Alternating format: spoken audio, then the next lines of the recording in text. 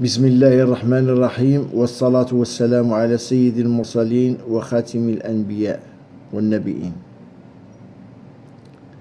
إلى الإخوة المغاربة والأخوات المغربيات داخل الوطن وخارج الوطن، السلام عليكم ورحمة الله تعالى وبركاته. في هذا الشريط بغيت نتكلم فيه على الانتخابات والفرق ما بين الانتخابات في العهد القديم والانتخابات في العهد الجديد. لما كنقولوا الانتخابات في العهد القديم كنعنيو به الانتخابات في عهد الحسن الثاني ودريس البصري، لأن دريس البصري والحسن الثاني كانوا هما الحاكمين الفعليين في هذيك اللحظة. ولما كنقولوا العهد الجديد كنعنيو به العهد ديال محمد السادس. في العهد القديم كانوا الناس لما كينتخبوا في شي منطقة معينة على ولد فلان كيجي النظام كيطلع بن فلان، ولما كينتخبوا الناس في شي منطقة معينة على أيد فلان كيجي النظام وكينجح بن فلان. ولما الناس كينتخبوا على في شي منطقة معينة على ولد فلان كيجي النظام وكينجح بن فلان.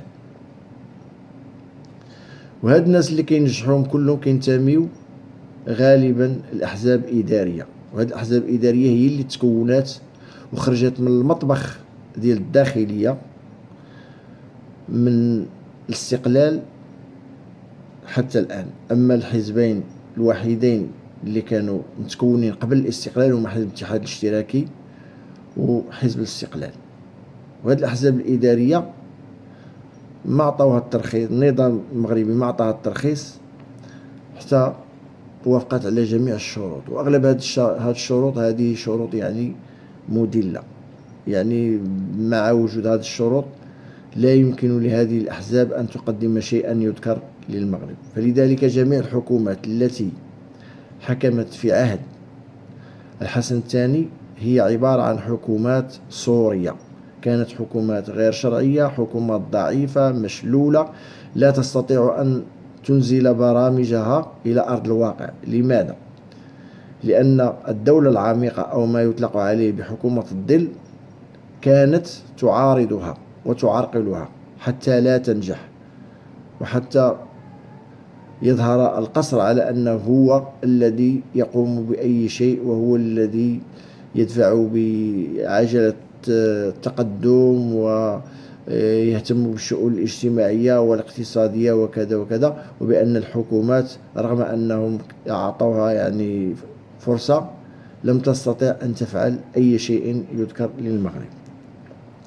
بالنسبة للعهد الجديد ما بقاش هذاك التزوير. الناس في شي منطقة كتنتخب على ولد فلان كيطلع ولد فلان، منطقة أخرى كينتخبوا الناس على أيد فلان كيطلع أيد فلان، منطقة أخرى الناس كينتخبوا على ولد فلان كيطلع ولد فلان. ولكن هاد الناس اللي كيطلعوا وملي كيبرز واحد الحزب مثلا اللي كيشكل الأغلبية وكيتختار منه رئيس الحكومة وكيحكم مع واحد أحزاب أخرى كيشكلوا واحد التحالف حكومي باش يحصلوا على الأغلبية، ما كيخليهمش النظام ينزلوا البرامج ديالهم اللي وعدوا بها المنتخبين، كيعرقل لهم يعني الجهود ديالهم، كيدير لهم العصا في العجلة. وهذا هو اللي طلق عليه بن كيران التماسيح والعفاريت. بن كيران حاليا عين الملك كيف ما سمعنا هاد الايامات بانه غادي يكون رئيس الحكومة، وربما غادي يتحالف مع الأصالة والمعاصرة أو يتحالف مع جوج ولا ثلاثة ديال الأحزاب باش يشكل الأغلبية. اللي بغينا نطلبو منك السي بن كيران هاد المرة إلا طلعتي رئيس الحكومة ما تبقاش تقول لنا العفاريت والتماسيح إلا ما استطعتيش تنزل البرنامج ديالك اللي وعدتي به للمنتخبين في الحملة ديالك اللي مرات بمناسبة الانتخابات ديال 7 أكتوبر ديال هاد السنة 2016. خرج بواحد البيان وقول بأن راه فلان أو لك ترتلان راه هو اللي كيعارضني أو ما خلانيش نزل البرنامج ديالي. هنا غادي تكون سجلتي واحد الموقف وسجلتي موقف للتاريخ، ومن بعد غادي تقدم الاستقالة ديالك والاستقالة ديال الحكومة ديالك وديال الفريق ديالك، وغادي تكون يعني خرجتي بواحد يعني بواحد النتيجة جيدة اللي غادا تفيد المغاربة وغتفيد. اما الا كنتي انت عارف التماسيح وعارف العفاريت وما خلاوكش تنزل البرنامج ديالك وبقيتي في الحكومة لاصق على الكرسي انت وصحابك، هذا راه نوع من المؤامرة.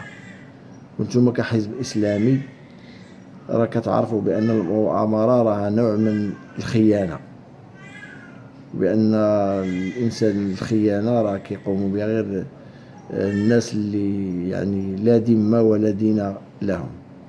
ثم ناس عندكم مبادئ إسلامية، إذا إلا ما استطعتوش تنزلوا البرنامج ديالكم ولقيتوا عرقلة من شي جهة، قولوا هاد الجهة شكون هي وقولوا اللي كيحمي هاد الجهة. لأن ما يمكنش هاد التماسيح مثلا مرة كتنقز على الحيط القصير وكتقول الهمة، إلياس العماري، المجيدي.